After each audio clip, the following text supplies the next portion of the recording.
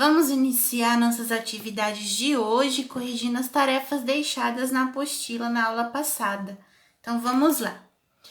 Vocês primeiro deveriam fazer a leitura do texto que está na página 52 e 53, né? Uma reportagem sobre um grupo de pessoas, né, que fazem visitas a asilos e hospitais com a manchete: no Dia Internacional do Riso, palhaços e contadores de histórias animam idosos.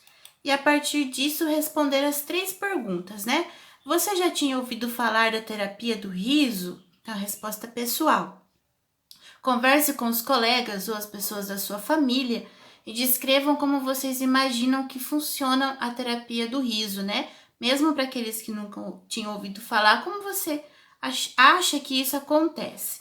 E a terceira pergunta, faça uma pesquisa e tente descobrir se existe algum projeto em sua cidade em que voluntários visitam idosos e enfermos em hospitais e asilos, como o coletivo Experimentalismo Bravo.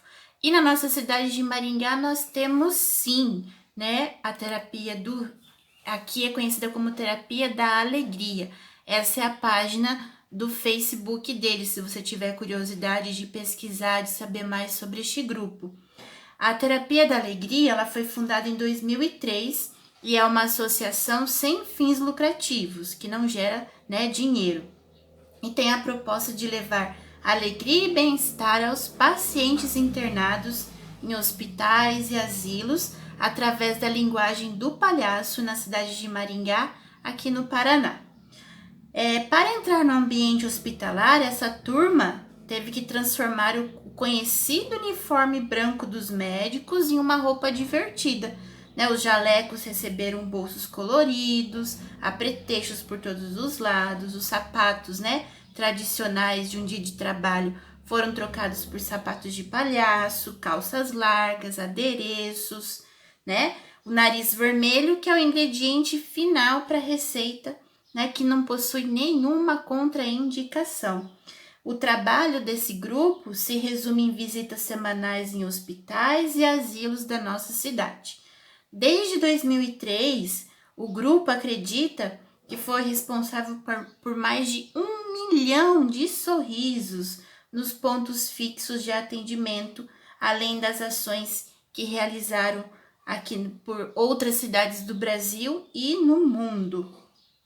E em 2018, a prefeitura do nosso município e a Câmara dos Vereadores reconheceu a terapia da alegria com o título de utilidade pública. Olha só que legal a gente ter esse grupo aqui na nossa cidade que realiza esse trabalho, né? Com as pessoas que estão internadas, com os idosos. Vale a pena você conhecer um pouquinho mais sobre eles.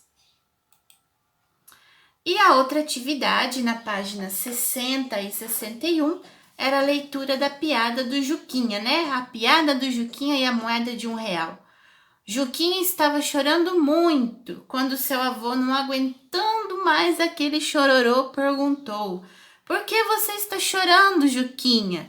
Eu perdi uma moeda de R$1 que ganhei do meu pai. Toma lá R$1, pronto, nada de choro, resolvido. Pouco depois, o Juquinha voltou a chorar. Que isso, Juquinha? Será que perdeu o R$1 que te dei? Perguntou o avô. Não, vovô, tá aqui. Então por que está chorando de novo? É que se eu não tivesse perdido o que o papai me deu, eu teria R$2 agora. Buá! E esse Juquinha continuou chorando. Ei, ai, ai. Você deveria identificar no texto, né? O tipo de narrador, os personagens, a situação inicial. Então, vamos lá. Quem é o narrador? Narrador observador. Quem são os personagens? Juquinha e seu avô. Situação inicial. O avô pergunta a Juquinha por que ele está chorando tanto. Muito bem. Conflito, clímax e desfecho. O conflito. Juquinha havia perdido moeda de R$1 que ganhou do pai. E qual que é o clímax, né? Juquinha volta a chorar mesmo depois de ter ganhado outra moeda do avô. E como termina a história? Juquinha conclui que teria R$2 se não tivesse perdido a moeda que o pai lhe dera. E se o avô dá mais R$1, ele vai chorar de novo porque ele poderia ter tido R$3 e assim por diante, né? Muito bem. Número 2. Que tipo de discurso marca as falas do narrador, de Juquinha e de seu avô? Explique sua resposta. Então, nós temos 2 tipos de discurso, lembram disso? O discurso direto e o discurso indireto. No caso dessa piada, nós temos o discurso direto, pois a presença do travessão, que é a fala dos personagens. Então, quando a gente tem aqui ó, o travessão e a transcrição, né, da fala da personagem, como se elas estivessem falando, nós chamamos de discurso direto. Se fosse o narrador contando, né, e o Juquinha disse que estava chorando porque perdeu a moeda de R$1, se o narrador tivesse falando a fala da personagem, nós chamaríamos de discurso indireto, mas aqui no caso é direto. Número 3. Assinale as características do gênero piada que podem ser identificados com base no texto que nós vimos do Juquinha.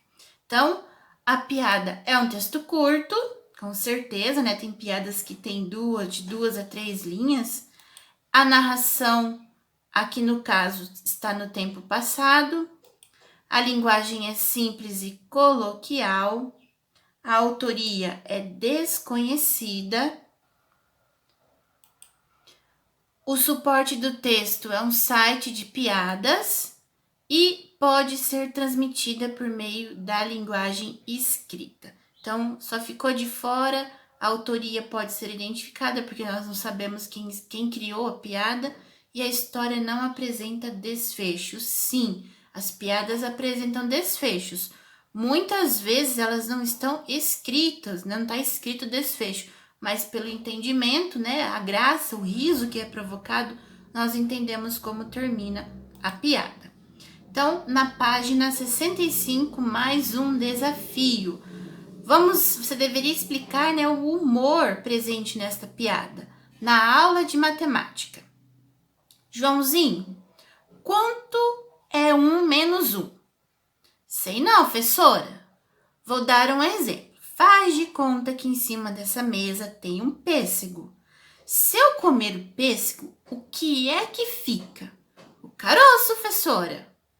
Onde está o humor, então, nessa piada? Está presente na interpretação que Joãozinho fez da pergunta e na resposta que ele deu, que foi inesperada. Então, a professora esperava ter ouvido do Joãozinho que não ia ficar nenhum pêssego, né? Tava tentando ensinar ele conta de subtração. Mas o Joãozinho foi ao pé da letra, né? Ele fez uma interpretação completamente equivocada daquilo que a professora estava tentando explicar e a graça está justamente na resposta inesperada que ele deu, ok? Então, ficamos por aqui com as nossas correções. A partir de agora, você pode seguir para a aula de hoje. Bons estudos!